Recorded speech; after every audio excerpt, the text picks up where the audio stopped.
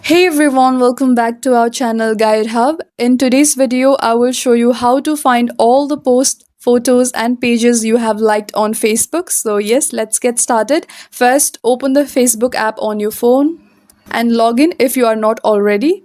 Now tap the menu icon in the top right corner. Scroll down and find this option called Settings and Privacy and tap on it and go to Settings. Now locate this section called Your Activity and here go to Activity Log.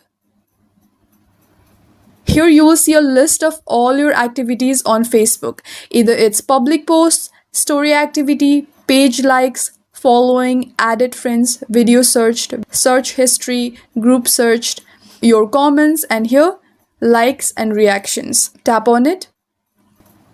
Now you can see every post that you have liked. And if I have to look for the pages that I liked, here I can see this option called Page Likes. Tap on it.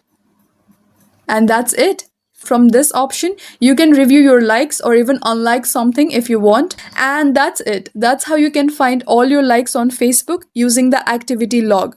If this video helped you, don't forget to hit like and subscribe for more quick tutorials. Thank you for watching and I'll see you in the next one.